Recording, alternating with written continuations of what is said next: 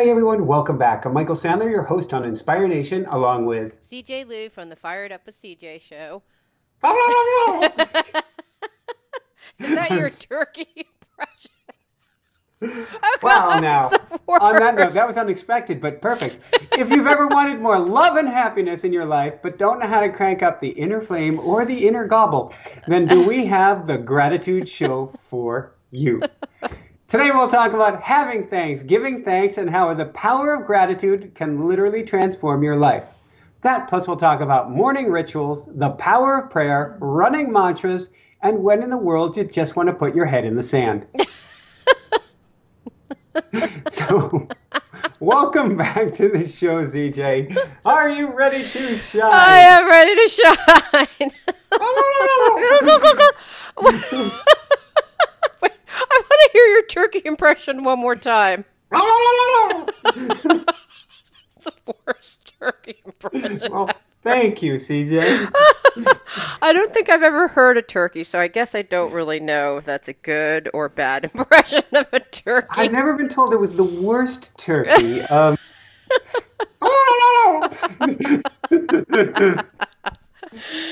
Oh my goodness. But Okay. it works in a pinch, and and it's a turkey that's happy it's still alive today, Yeah, I since this think is it's airing on good. Yeah, Thanksgiving, yeah, or approximately Thanksgiving. yeah. I think it's a gobble gobble. Like that's mine, so that's way worse. Way worse. If I ever hear them saying gobble gobble, then I know that they're reading the New York Times and something is really strange with the world. All right, so tell me about your life. What's going on right now? What? Oh, it's just the usual challenging time. We're trying to do to be rather than do, and the number of doings is at the limit of what feels right to be doing. So there's a lot of internal conflict. Last night we went out to the trails. It was kind of just before dusk, and we were completely exhausted at that point. Hmm. And we neither of us felt like we really wanted to hike or run. It just felt that it was good to get out. We Hmm. probably could have just driven down the street to the local park, but instead we did find ourselves back at Jockey Hollow, parked the car, walked a few hundred yards out past this old farmhouse from the 1600s called the Wick House, and walked out into a field and put our heads down on the ground as if we were ostriches trying to put our heads into the sand. And I'm sure there were a few. I think Jessica at one point attacked me with to, to try to elicit some laughter at the futility of the situation. We will be figuring out for 2017 how we can do this with more staff or whatever it takes to make this a more sustainable pace, because we're looking at it going, it's great what we're doing for the world. We're changing a lot of lives. We're so honored and grateful to do this. But at the same time, we were not practicing what we preach if we're stuck going 100 miles an hour. Right. And so we were just toast, You're burnt completely out. toast. So we got to nature, which is good. And then we were literally like putting our heads in the sand. Okay, And I just want to know how many things. So you have two shows every day, or how many shows do you do every day? now, what you record on many days, you're recording two shows because you're not recording on the weekend. Oh, And, I see. and so you typically, it's at least one, if not a two interview day that you're doing. We have our podcast launch accelerator we're helping people with, and we feel honored to be helping with that. Coaching, I really don't want to give that up because that's like my opportunity to give back. And Hmm. that one-on-one interaction is something that I can't explain it. It juices me up. So like Hmm. if before a coaching session, I'm like, I know I want to do it, but I'm feeling exhausted. And what Jessica will say is, yeah, you're feeling exhausted. As soon as you start coaching, something happens and you finish and you're on cloud nine. And she's Hmm. right Hmm. every single time. So we got. During Thanksgiving, I'm hearing two themes. One is about giving, right? And so I think what happens during Thanksgiving is we tend to want everything to be perfect. And we give and we give. Like we're trying to make sure that we have, the perfect Thanksgiving. And every single person walks into that Thanksgiving dinner with their perfect Thanksgiving that are completely shaped by the people in their family. So my perfect Thanksgiving has Chinese duck and pot stickers, right? Which is probably not at all like, well, maybe maybe your Thanksgiving is like that. But the whole idea of mashed potatoes and sweet potatoes and like that was not part of my Thanksgiving at all. Yet for some people, stuffing, and there's like a specific stuffing and gravy that has to be done in a particular way. So when you bring family together, it can be either a collision or a beautiful symphony. But generally, because no one ever wants to talk about anything, it ends up being a cacophony of noise and disappointment. I was trying to keep quiet here because it's a show, so I'm not going to be keeping quiet.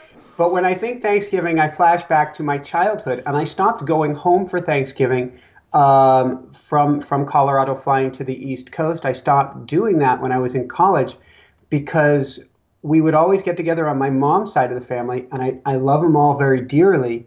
But I think they all had a very, very rough childhood, and it would all repeat itself at the Thanksgiving table. So when you say collision, we're talking collisions with high-speed Mack trucks and parts flying everywhere, and the kids, 30 or 40 years old at this point, scattering to the ends of the earth because of all the China flying. Right. Yeah. So it can't be a very interesting Well, I think time. It's like if you may be 35, but all of a sudden you're at the Thanksgiving table and you're 10 all over again, and you don't even know how you became 10, but all of a sudden you're acting like the 10-year-old self, and it's a lot. It's a lot of work, I think, to kind of scale back and go, wait a second. Wait, why am I acting like my 10-year-old self when I'm really now not even 10? Like I'm my 53-year-old self and I'm acting like my 10-year-old self. Like that's a little bit interesting, right? So that's the exploration. In some ways, to be conscious of that before Thanksgiving and to give, but then, so I think that there's two themes. I'm hearing giving and almost like and so I'm curious for you because you are giving and giving and giving. How do you know when it's too much? So you've hit a really important point. And I can speak differently maybe for Jessica and myself. In fact, it's not fair for me to put her words into my mouth or however you describe that. For myself, on the one hand, I feel that I am completely on path, and this is right now what I'm supposed to be doing. And I draw a lot of energy from that there is a lot of giving. In the interviews themselves, I feel very energized. In the reading, I feel energized. We had an external editor for a while. We ended up having to go internally, me editing for a little while again. That part is draining and feels really, the only word I can use is depressing. So that's a giving I don't get to be doing, or I get to be getting out of in the long run. That one is an exhausting piece. The rest is, if not recharging, then at least neutral because it feels so on path and it feels so right. Right. So for giving for you, how you know that when you're giving and is appropriate is your energy level. So it's a sense of feeling that you know. Yeah. Okay. At the same time, there has to be this balance. And we tend to I specifically tend to err so much on the giving time, I don't focus enough on the receiving time. Me too. And if we don't receive enough, either energetically, we have a hard time continuing, or financially, if we just don't focus our efforts there, we have a hard time continuing. And I think that it's interesting because a couple Christmases ago, probably like 5 or 6 years ago, I was exploring that because it was really hard. I would buy my mom a Christmas gift, and she's always like, I don't need anything. I don't want anything, And it's kind of hard because you want to give your mom a Christmas gift. And so I try to buy her something, and she'd always return it or say she didn't like it or want me to do something else. And so what was done as a gift of love was always like contorted into I don't even know what, right? But it was interesting because I was talking to someone and they said, there's an art in receiving, and when someone doesn't receive what you're trying to give, it feels equally bad. And so when I actually have had, and so I also have problems receiving, and I more overgive than I receive. And actually, and someone said to me, do you realize when you do that, you're cheating someone else from feeling that great sense of giving? And I had never thought about it, except when I thought the same thing when I give to my mom and that it's nothing is received. It feels really like your heart doesn't feel full in some ways. Like it feels like this. So I don't know. And when I actually peered into my own soul, like, why is it that I don't feel like receiving? It was two things. And so I'm wondering what it would be like for you. But for me, when I peered into my own soul, the two reasons that I didn't feel like I could receive was, one, I felt like I wasn't worthy to receive. And two, I almost viewed giving and receiving in a transactional way, which was not helpful. My personality is prone towards, if I give, then like, and it's a weird thing because if I give, I don't expect to receive. But then if I receive, I expect to give. Does that make sense? Like it's a weird transactional thing. And so, but it has to do with like not wanting to feel like I owe someone something. If they like, it's the whole awkward exchange during Christmas when someone gives you a gift and you're like, I thought we said we're not going to exchange gifts. And like, now you come in and give me a gift. And now I feel like empty handed, that kind of thing. It's about how, I don't know. So for you, what is it? Do you think it's, like for me, at least when I looked into it, it was not feeling worthy to receive and then feeling like I'm okay giving, but I don't feel like I'm okay receiving because then it feels like I have an obligation and debt that I always have to return back. How about for you? Wow. What is it for you? This is a heavy one. This is a very heavy one. So there are many pieces to this. So we're just going to kind of psychoanalyze me as we go along here.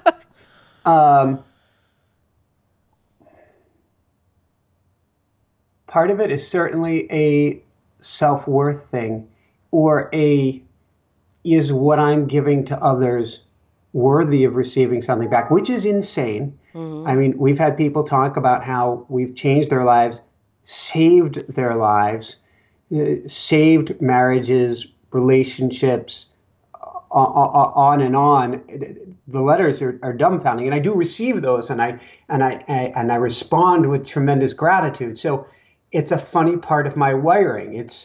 I think that's part of my wiring from the childhood of, even when I thought I was doing great, I get the photocopy of an article about Bill Gates from my mom saying, why can't you be more like him? And you're a 16, right. 17-year-old kid. You're like, what? Wow. So first of all, that kind of, that bar of perfection is literally this idealized bar, which in fact is not achievable because it's idealized, right? I mean, so it's not perfect. You can't achieve perfection in giving. Secondly, and here's what I do during Thanksgiving too, is I'm like, someone's like, can I help you? I'm like, oh, no, it's okay. I got it. Like, I don't want to inconvenience you, but I think it's better to say, right? To say like, yes, please make the mashed potatoes. Here they are.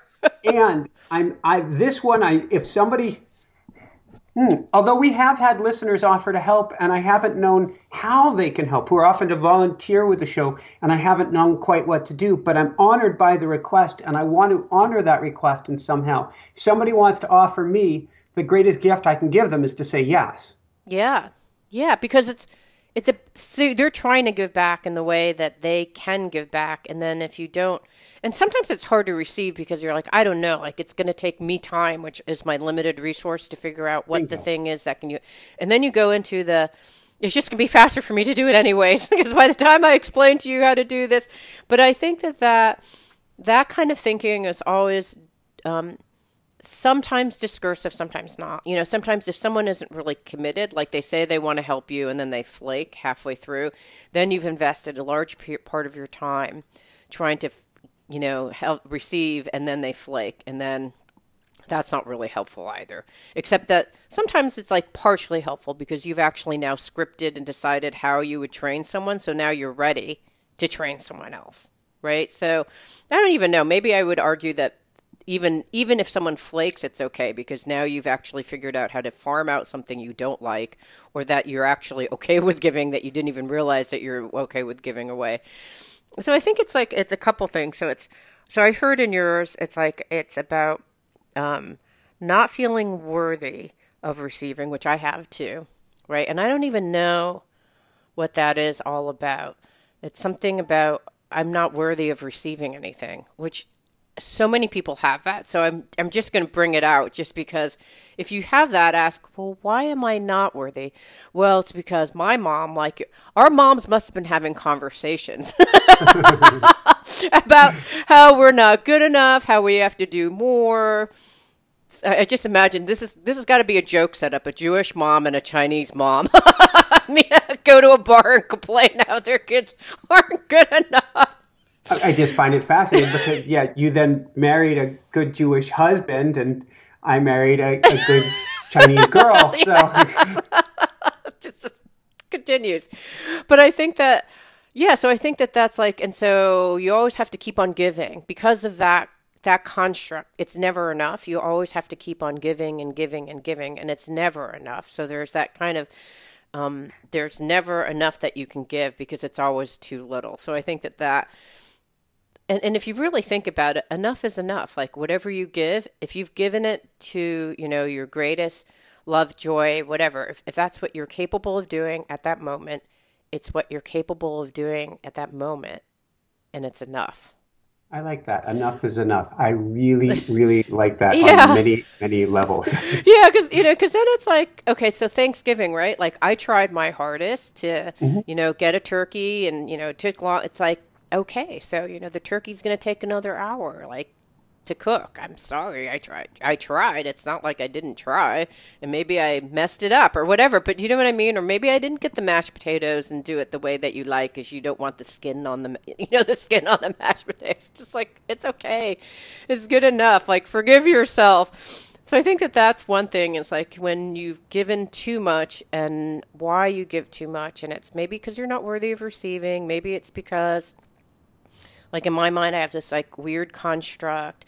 What was your other thing? You had two reasons. One was that, and then the other one was a huge one for you. I can't believe. Well, asking for help or putting on a persona that says, "I don't need assistance," and we all need assistance in some areas of our lives. But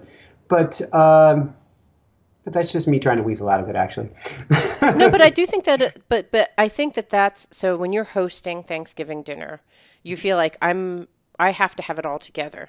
Because if I go, I don't know how to make these mashed potatoes the way that you like. Would you mind making them for me? Which a person is happy to do because they want to like figure out a way to help you because they know Thanksgiving is a gigantic task. So I think actually, I know it's vulnerable to help, but it also helps that person feel helpful or worthy too by asking them to help. I don't know. It's a mixed thing, I think. Anyway, so that was one thing about receiving, over feeling like, how do you know when you're over giving? And you said that Jessica had a different way. What's her way? How does she know when she's giving too much? I think when she's not feeding her own soul. And that's the challenge that she has right now is this definitely nourishes my soul a lot, particularly being behind the mic. She's not on the mic, so she kind of gets the seconds. Mm-hmm. And she's responsible. If you come to our website, she built the website. She puts up the daily show. She does all the video editing. She does all of the graphics. All of these things which are not her core thing that make her shine. What makes her shine is interacting with others, is the creative process, is movement, is nature, is kids, is animals. None of this, note that I said, is video editing, website design, or graphic design. And so she's been giving and giving. Now, when I give and I'm on the mic, I'm also receiving. There's a lot of, there's just energy flowing through me. Call it what you want. Right. And it recharges me. When I'm editing, it's draining. All she gets is the editing side of things. And so it's not soothing her soul. It's not helping her. And it feels entirely like she's just biding her time. When do I get to be Jessica? I have given and given and given and given. Is there any way I can give less?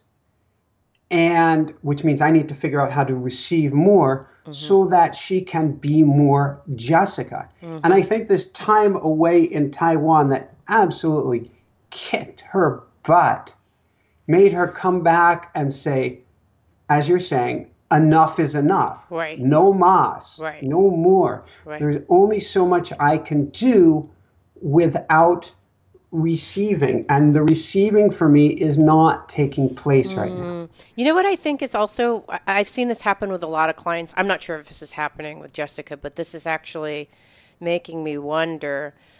What happens is that, and I've done this myself, when I was at Microsoft, when you don't know what it is that you love doing, in her case, she knows what she loves doing, but sometimes people don't know what they love doing. And so they keep on taking on other stuff from other people. Oh, I'll do your video. I'm not saying this is her case, but they'll do the video editing. I'll go drive the kids to carpool. Oh, I'm happy to like drive soup over to your husband that's not feeling well. What else can I do? So they become like they don't really know what they want to do. And so they fill their lives with things that somewhat make them feel good, but mostly they make them feel busy. And I think that it's and so it's really hard to get off that train. It's really, really hard to get off that giving train. So you have to kind of start injecting little buckets of love, you know, and you know what I mean? So that you kind of like you saying, I'm taking you out for a walk. Like the sun is out, I'm taking you for a walk. I think that that's how you almost have to build love into self-love and soul, loving your soul into it, because otherwise it once you get off that train, it's so hard to get back on the train. It definitely takes front loading. In her case, she had an amazing morning routine that she did before Taiwan. Now she's flipped upside down and backwards.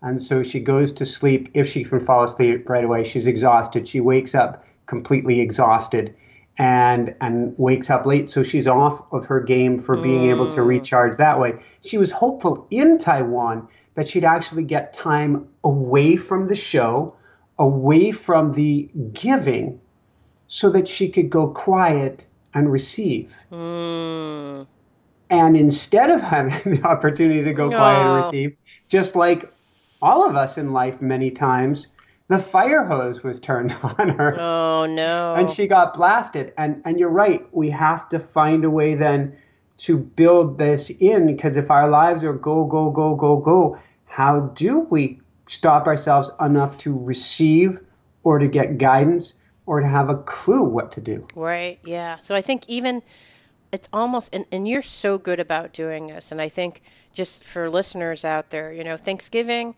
I don't know what happens, but like we go on the Thanksgiving ramp and then all of a sudden you're on the Christmas ramp and it's just like this frenzy kind of uphill craziness. And I think, okay, that happens every single year for me and I think everyone around me. So if you know that that's the case, you know, schedule like you do normally, right? You schedule like a holiday walk or do something that's really fun, like interject during that crazy uphill climb, which it's going to be the case, to like little bits of things like, you know, maybe it's like making a gingerbread house or, you know, some fun, creative, or go outside on a walk or, you know, go walk in the snow or, you know, whatever it is, walk around the lake. I think that that's kind of critical, is basically just carving out time, especially during Thanksgiving. I know everyone's really busy right now, but you have to carve the time because otherwise that overgiving and not feeding your soul, I think is so critical. For me, like my trigger point is when I get really irritated and I start yelling. I'm like, okay, I've overgiven. Goodbye. Going up to my bedroom and meditating now. It's interesting. There is so much giving, and I'm thinking back to my dysfunctional childhood. That, you know, before the Thanksgiving dinner, there's so much going on. You may not have either you've eaten too much sugar and you're crashing, or you haven't eaten because you're waiting for the meal. Right. You're getting pulled by this person and that right. person, the other challenge, and you've got Aunt Gertrude over here and right. and this and that. And it's exactly what you're talking about. You have not done any self time, Right. and you've been pulled by too many other selves, and then you crack and you come across as a complete psychotic loon because your higher self is saying, "Stop it." Right.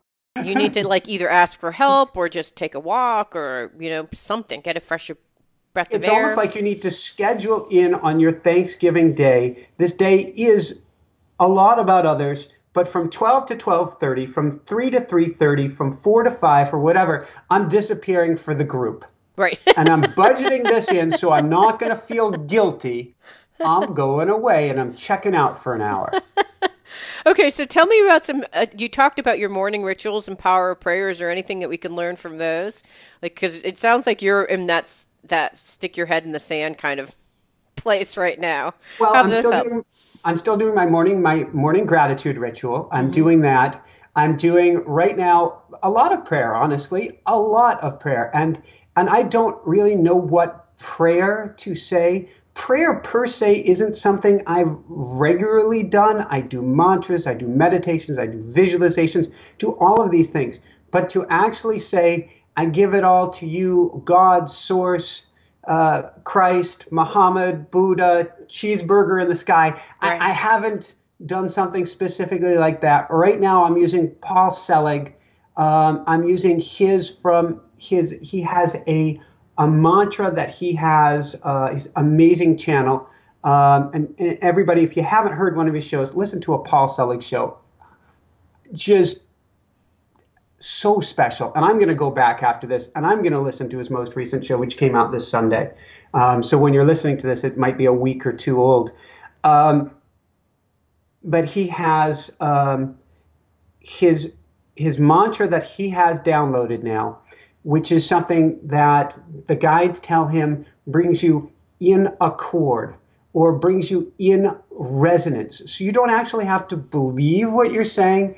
You don't have to think about it. If you just say it, there's a frequency to it. Sort of like what's it the Om Padma. Om I'm Mani going to get. Padma Om. Om Thank Mani you, Padma thank you, thank Om. you. Right. That has, you don't even have to know what that means. That has a Right. frequency to it. And for that one, check out Tina Turner on YouTube for it. Yeah. Can you say that a little bit slower so people can look that up? It's Om Mani Padma Om. Woo! Om Mani Padma Om.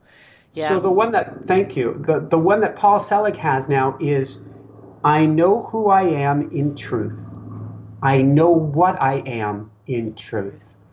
I know how I serve Serve in in truth. truth. Let's say it I, again. I know who I am in I know truth. who I am in truth. I know I know what what I I am am in truth. in truth. I know how I How I serve serve in in truth. truth. And so what happens to you? Like, so when I do that, so it does, it's kind of so I think as I recall, there's this vibrational force all around us, right? And it's almost like you're sitting there trying to fine tune into it. It's like, oh, you get to that moment where everything is clear. I And don't speak Spanish, not very much. My alarm clock in the mornings is tuned to, all I can think of is the Weird Al Yankovic. I'm on a Mexican radio, because my morning radio, I don't want to hear news. I don't want to hear anything of the sort. So it comes across in Spanish, yeah. literally. So if all of a sudden it tuned from Spanish to English, that's what we're Yeah, talking about yeah, here. yeah. You're Or just kind of whatever like, language yeah, you're you're best just at. trying to tune in because that frequency always exists. And according to, as I understand it, and help me if I've gotten this wrong, but my understanding from Paul Selig's guides is that this frequency always exists, right? So, but we're off running off in whatever low vibrational, for me, I can say fairly lately, low vibrational frequency. And so if you're kind of, wow, you guys got the turkey, and you need like just 3 seconds to just calm yourself. It's, I know who I am in truth. I know who I am in truth. I know what I am in truth. I know how I serve in truth. And the I know who I am is really like you are a divine being or Yes. you have a higher consciousness. I know what I am. I am I have this higher self, this higher spirit energy. I'm tuning into the cheeseburger in the sky. I am cheeseburger in the sky. And I know how I serve. And as I recall, that's when I'm actually happy and whole, that's how I serve everyone, right? So that's kind of the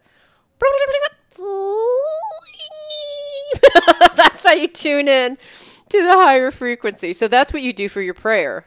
So I've been driving down the road going, I know who I am in truth, I know what I am in truth, I know how I serve in truth, and to repeat it over and over and over. I go to bed and I've been having some interesting dreams lately. We all have our subconscious blocks, and mine, as we both grow more successful and I put out more energy and we get to figure out the whole receiving piece, my subconscious is bitch slapping me. And and so I wake up from these dreams in the morning. I have ruined everything. I have screwed everything up. Everything is as bad as it possibly can because of something terrible I did. Right. And that's the best I feel when I start the morning. And I'm going, you have got to be kidding me. And so I'm going, I know who I am in truth. I know what I am in truth. I know how I serve in truth. And this is reminding me that I am a divine spirit. I am not just this body. And no matter what I do, I'm a good person. Mm-hmm. And so, and I don't even have to believe it in that moment, because when I wake up, I really feel like I just screwed everything up because I spent 8 hours screwing something up. Right, in your dreams. Apparently for my higher self, for my better good, I was, quote, screwing things up. But yeah. Right. Well, no, because you can just look at it as the following, that your unconscious is trying to process some things, you know, and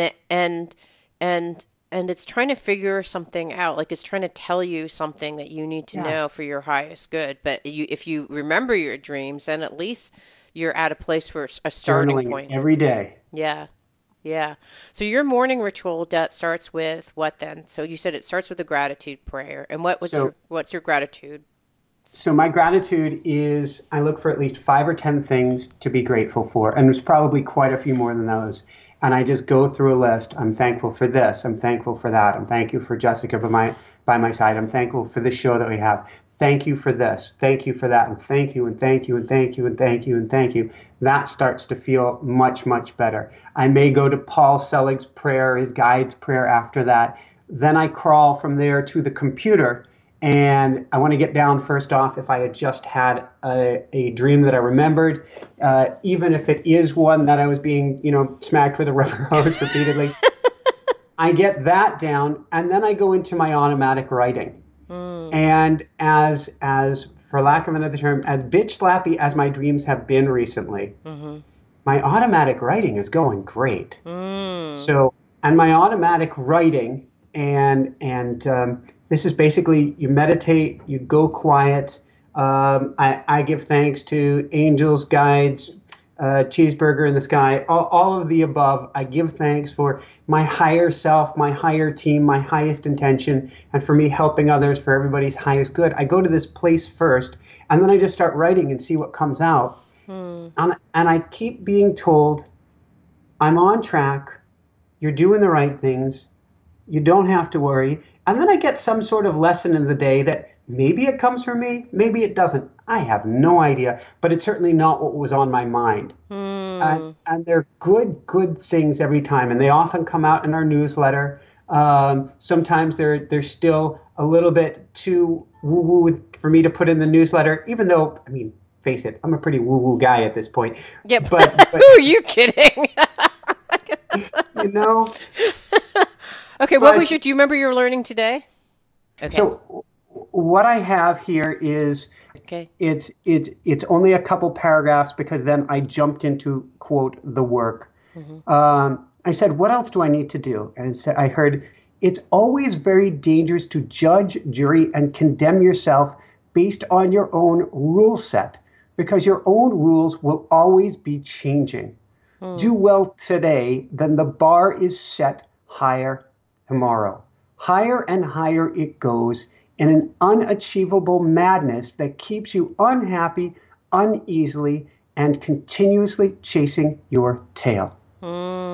Much better to use our definition of success. You simply be. Now, if you want to a higher bar than that, work to align and to be in accord with your divine self and who you truly are. Now, that is a worthy aspiration. When you know your worth, that is truly worthy, it is a noble goal to work towards. When you know your worth, that is truly worthy. It's a noble goal to work toward. And then I know who I am in truth. I know what I am in truth. I know how I serve in truth. Work on the serve aspect. This is not saying that you are not working on this, but when you have the serve part in front, all else goes well. You work very hard, so this should not be a problem, but do always remember, keep the serve at the front of the train. That's beautiful. It hits me at so many different levels. How does that feel now to you as you're reading it at the end of the day? It makes me want to cry. Yeah, it makes me want to cry too. Here's what came up for me from hearing what you just wrote, is that what is Thanksgiving anyways? Right? Thanks. What is it anyways? It is not about the food. It is not about how your table is set. It is not about like how many whatevers, it's about connecting with people. And if at the very end of Thanksgiving, you have a burnt turkey, your potato socked, you got jelly from a can, like who the heck cares? If you actually had a nice connection with your family, and it doesn't have to be everyone in your family. It can just be one person in your family. It can be like 1 second with a nice connection where all of a sudden you were just being with your family and just having joy in that moment. Wouldn't that be enough? Wouldn't that be enough? If you could just enjoy being in the being part versus the striving to make everything perfect and hitting all these standards. That's one thing that came up for me. And then another thing that just broke my heart that came up for me is I think I mentioned this to you a couple weeks ago, but my son's classmate committed suicide. And I was in yoga, and I was just, yoga, the election, all these things have just been swirling around my head. And I did this complete heart-opening yoga class, and I was just totally peaceful. And I wasn't expecting anything. It was just the first time I felt utter peace. And for whatever reason, and I don't know if this is real or not, this kid that committed suicide came into my head. And I said, one of the things that's so hard is we don't know why you did it. Like, why did you do it? And he said what I thought I heard was said to me, whether it's this person or someone else, or I really don't know who it is. But I heard, because I feel like it could never be love for just being me. Like, everyone wanted me to do things to be loved, but I just wanted to be loved for just being me. And like, that hurt my heart in like the most fundamental way. Like, if we can't love people for just being who they are, really, what are we doing? You know what I mean? If we're judging them based on their turkey and their potatoes and judging them, it's really, that's a golden opportunity, right? For Thanksgiving. It's just like, thank God, Michael, you're in my life, right? It's like having gratitude and thankfulness for who you're being, your love, your compassion, your, like all those kinds of things. Like, that's really what Thanksgiving is about, right? But we have these commercial thoughts that kind of get us into get us into a state of disarray. And I think that's what your learning gave to me. So thank you. It's beautiful. Thank you. I'll read the last paragraph because it was intriguing to me. I said, "Is there anything else I should know?" And it said, "Make sure to get yourself outside each day without exception, rain, snow, shine, or anywhere in between. This is important for your blood or your," and I put in quotes, humors.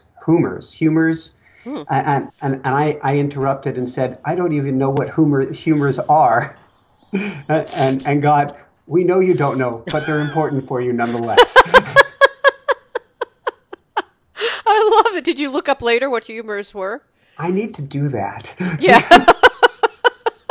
Let's take one more brief pause here. Okay. Yeah. Let's pause and see. What is it? Humors? Yeah. What is a humor? It's not sense of humor? Mm-mm. It's almost like it's a medical term. Well, I mean, obviously they're talking about cognitive experience to provoke laughter and provide amusement. But I know it's something. It's a There's humor, like there's like a part in your. It's like there's a bone. That's a humor. There's a bone. in medicine, humor refers to a fluid or semi-fluid substance. Thus, the aqueous humor is the fluid normally present in the front rear chamber of the eyes. So, I don't know. It feels like it has to. Greek medicine, the four humors. Here we go. Now we're on to Okay, something. Air, water, fire, and earth. Oh. Okay, so if we take air, water, fire, and earth, and we put this into here, um, this is important for your. Whoa, it works. Remember, I just said Yeah. humors was fluid? Yeah. It says rain, snow, shine, or anywhere in between. This is important for your blood or your humors, your fluids. Oh. I said, I don't even know what the. Wow, so it makes sense. Blood is considered one of the four humors. Yeah. So it's basically what you're doing is your oil change. You know, it's I basically. think so. It's keeping you well lubed. Yeah. So for you to have that connection to the earth every day will keep you in good stead. Okay, but what was the earth, wind, earth, fire? What was that? So that the Greek version of humors is let's go back to it here is air, water, fire, and earth. So to keep everything, all of the elements, but these are the Greek balance. elements versus the Chinese elements, to keep all of your elements in balance. You need to get outside each day without exception, rain, snow, shine, or anywhere in between. And it is true that on a very busy day, I will say, well, maybe that can wait to tomorrow. And so the last thing I'm hearing for myself, and I don't know if everybody can extrapolate, and these are for everyone or just what I'm reading today, but is to get outside more no matter what. No matter what, to get out there. Yeah, yeah. Well, going back to Paul Selig's prayer, right? If there's a vibrational force around us, and we have a prayer to tune in the frequency, I think when we go outside, there is a huge vibrational element with all the plants and the trees and the wind and the earth, and so it's kind of like that's like your body tuning into the fire, wind, earth, that kind of energy. I think that. I'm just going to make that up, but I think that sounds right. I have an interview later this week with a gentleman whose name, forgive me, Peter Wohlleben, The Hidden Life of Trees.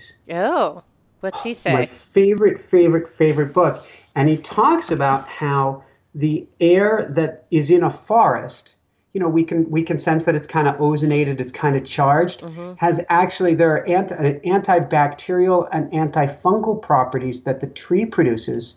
And so that air is the purest of pure air in the forest. Oh, wow. And so Interesting.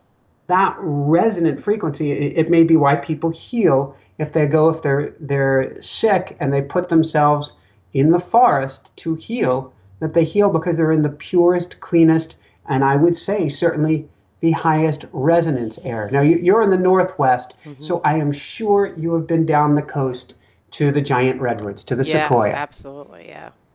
There is a pow. Right, absolutely. A pow in there that supersedes words. Yeah, I agree. Plain and simple. And that is in many forests. I think it's if we put it on most basic terms, you get in resonance with. Yeah, so I think that's the same. It's a similar thing, just different method, depending on what works for you, right? If you're driving in the car, say the prayer. If you have the time, go outside. Pull the car off. And go walk around. Love it. So any other closing words? I'm just thinking of putting my head in the ground. Put your head in the ground and go.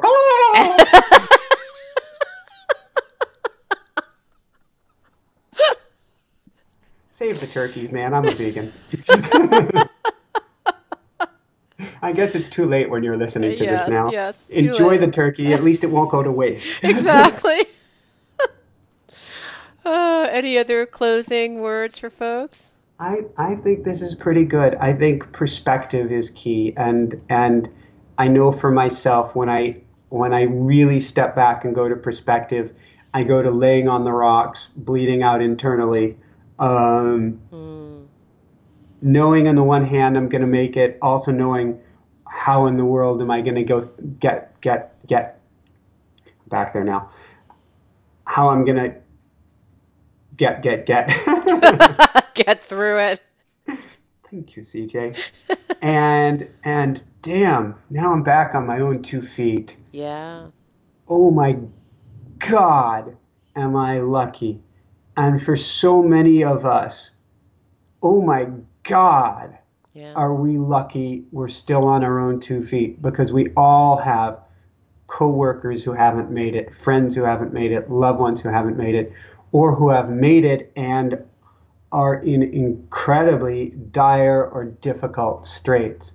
So, wow, we each do have so much to be thankful for. I lost my friend Carrie. She was one of my nearest, dearest friends, classmates, best friends, such an incredible human being, drop dead gorgeous blonde who everybody came up to me all the time and said, is she single? Can you put me in touch with her? Mm-hmm. She was a triathlete. She had a couple of master's degrees. She ended up in an amazing job for I think it was Lockheed Martin, Mm-hmm. and she was sharp and fit and funny, and she took her own life. Oh.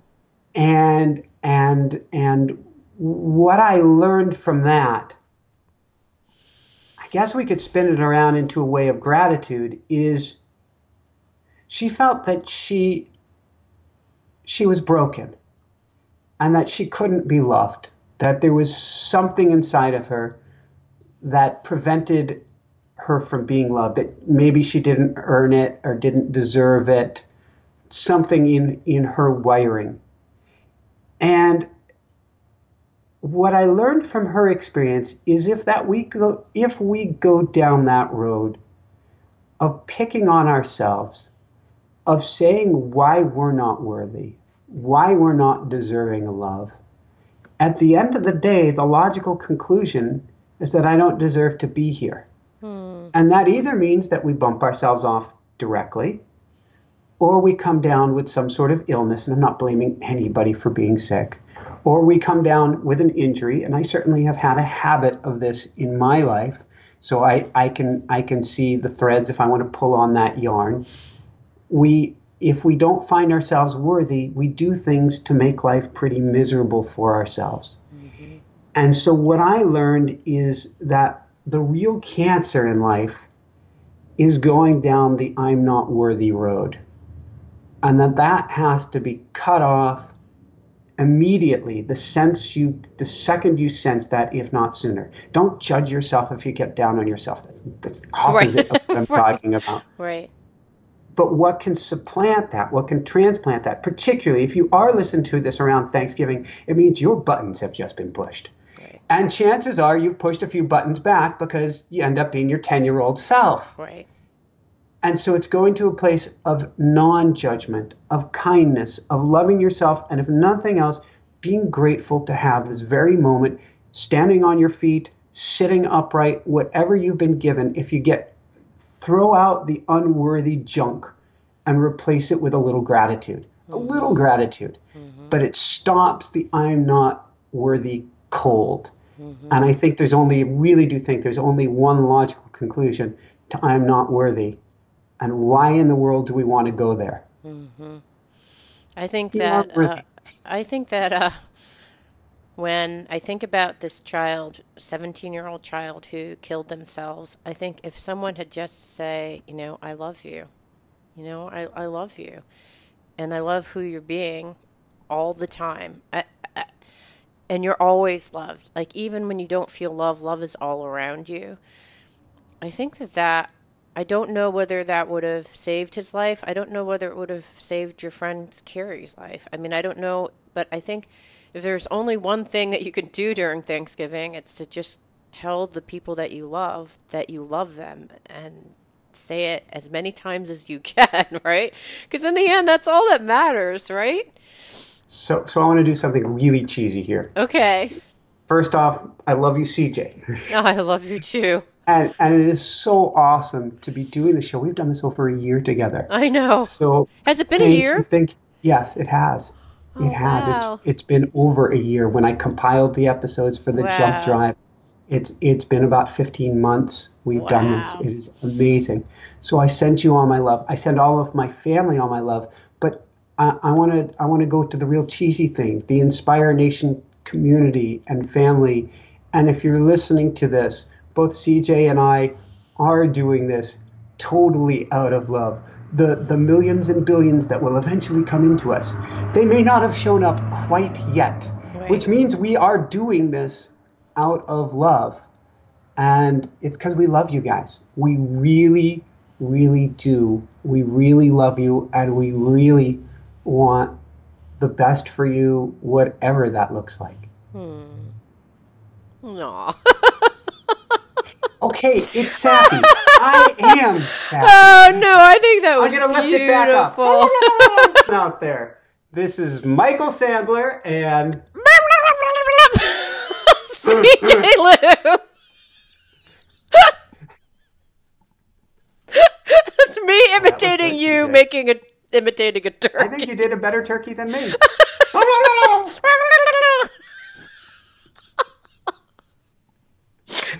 Saying, I don't know, be all the cobbler you can be. And shine bright. It means so much to me that you're listening to the show, and would love your support in any way by giving me comments below, or to subscribe to the show or share the show with friends. Thank you again for your support. Love and blessings.